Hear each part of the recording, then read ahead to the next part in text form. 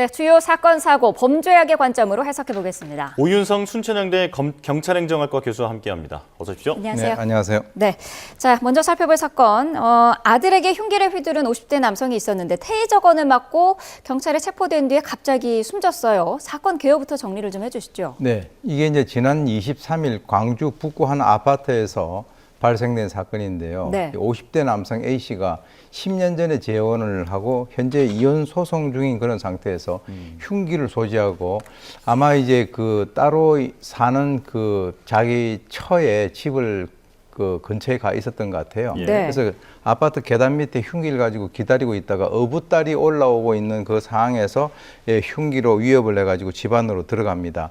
그래서 이제 살려달라라고 하는 그 어부딸의 목소리를 듣고 마침 방 안에 30대의 어부 아들이 있었는데 그래서 이제 거실에서 몸싸움이 이제 이어지고요. 네. 딸이 이제 경찰에 신고를 해서 경찰에 네. 출동을 해보니까 피를 흘리고 있는 그 어부 아들 위를 갖다 걸터 안고 흉기로 위협을 하고 있는 그런 상황이어서 흉기를 버리라고 지시를 불응했음에도 불구하고 지시에 불응하자 이제 등하고 엉덩이 쪽에 그 테이저건을 쐈는데요. 예. 네. 압송 2분 만에 호흡 곤란으로 심정지 상태가 돼서 오후 7시 31분에 사망한 사건입니다. 네. 예.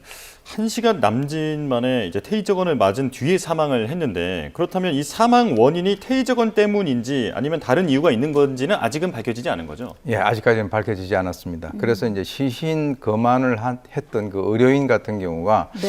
그쪽에서 이제 사인을 원인 불명 심정지 뭐 추정으로 1차 검시 소견을 갖다가 제출했고요.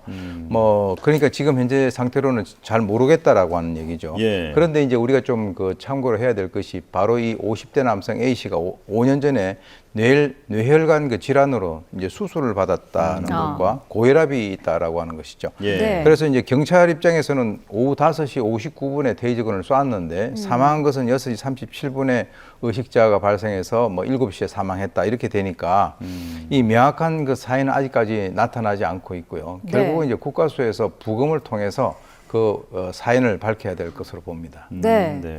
자, 그런데 경찰의 이 대응이 과연 적절했느냐에 대한 논란으로도 이어질 수 있을 것 같아서 상당히 관심을 보이고 있는데 테이저건의 그 사용 기준이랄까요? 그런 게 있습니까? 이게 이제 지난 그 2019년에 네. 그 당시에 구로동 그 여경 사건이라고 있었어요. 예, 그 사건 이후에 그 경찰청에서는 경찰 물리력 행사 기준 그 방법에 관한 규칙을 제정을 했습니다. 예. 네. 거기는 5가지로 구분할 수 있는데 수능 이거는 뭐 이제 그냥 수갑을 채우거나 뭐 이런 좀 언어적으로는 통제하는 거. 네. 그리고 이제 소극적 저항이라고 해서 뭐 경찰봉을 뭐 사용을 하거나 이렇게 할 수 있고 적극적 저항은 분사기. 그리고 이제 폭력적 공격이라고 되어 있거든요. 네. 거기에 보시게 되면은 이제 전자 충격기 즉 테이저건을 사용을 하도록끔 되어 있습니다. 그리고 이제 치명적 공격은 권총을 사용할 수 있는데 제가 볼 때는 네. 사실은 이게 폭력적 공격하고 치명적 공격 사이에 있다라고 저는 봅니다. 예. 그리고 이제 또 테이저건 사용 기준도 따로 돼 있어요. 네. 뭐가 있냐면 폭력적 공격 이상인 상태의 그 대상자가 현행범일 경우에 그리고 사용 무기 장기 3년 이하 징역 금고에 해당되는 죄를 범한 대상자가 도주하는 경우 이렇게 보게 된다면 지금 숨진 이 남성이 피를 흘리고 있는 아들의 목을 조르고 위에서 흉기를 들고 있는 상황이라는 네. 얘기죠. 그래서 그 어떻게 보면은 뭐 충분히 이 테이저건을 사용을 할 수 있는 그런 상황이라고 저는 보고요. 예. 또 조사 과정에서 이 범행을 하고 난 이후에 이 사람이 극단적 선택까지도 했다라고 하는 그런 저항이 있다는 것을 보면 네. 만약에 그때 적절하게 경찰이 출동을 해서 테이저건을 사용을 하지 않았더라면 더 큰 피해가 발생할 수 있는 그런 상황이 될 수도 있었다라고 합니다. 예. 네. 자, 말씀을 들어보면 테이저건 사용 대상으로는 문제가 되지 않는 것 같은데 현장 경찰의 부담은 확실히 있었을 것 같습니다. 자, 테이저건이 사망 원인으로 만약 밝혀질 경우에 경찰에도 책임을 물을 수 있습니까? 지금 이제 그와 비슷한 그 사례가 있었어요. 네. 2022년에 그 테이저건을 맞고 의식불명으로 있다가 이제 40대 여성이 사망한 그런 사건이 있었었는데요. 그 여성 같은 경우는 흉기 난동 정신질환자였습니다. 예. 근데 이제 경찰이 그 당시에 흉기로 주위 사람들을 위협하고 하니까 경고를 하고 난 이후에 테이저건을 쏘았는데요. 그 이후에 수갑을 뒤로 이제 채웠단 말이죠. 그래서 이제 그 여성이 바로 이제 그 사망한 것은 아니고 5개월 뒤에 사망을 했습니다. 근데 네. 그 당시에 이 법원에서는 이게 과도한 물리력을 행사했다라고 해서 3억 배상을 갖다 인정을 했었거든요. 아. 그래서 이제 이게 어떤 문제가 있냐면 약하게 만약에 해서 어떤 피해가 발생하면은 경찰이 무능하다. 그렇죠. 그리고 이제 이런 상황이 된다면 이게 과도하다 이렇게 얘기를 하고 있기 때문에 네.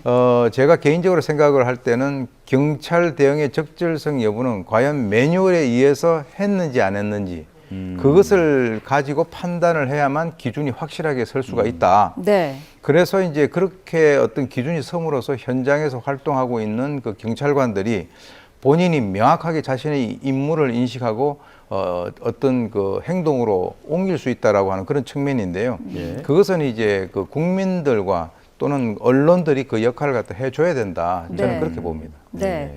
자, 어쨌든 국가수의 부검이 오늘 진행된다고 하니까요. 그 결과는 지켜봐야 할 것 같고.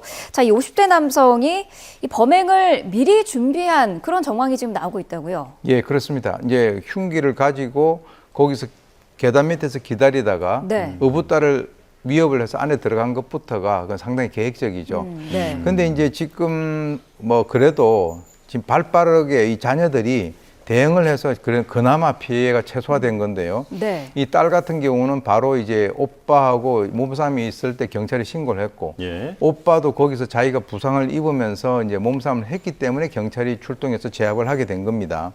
그런데 이제 뭐 10년 전에 재혼을 해서 뭐 2년 전부터 가족과 떨어져 살면서 특히 그 자녀들하고의 불화가 심했다라고 하는데 문제는 지금 그 몸싸움을 했던 그 아들 같은 경우에 네. 흉기에 어깨, 가슴, 옆구리를 찔려서 지금 응급 수술을 하긴 했지만 예. 네. 중태라고 하니까 또 이것도 어떤 결과를 우리가 지켜봐야 될 것으로 봅니다. 네.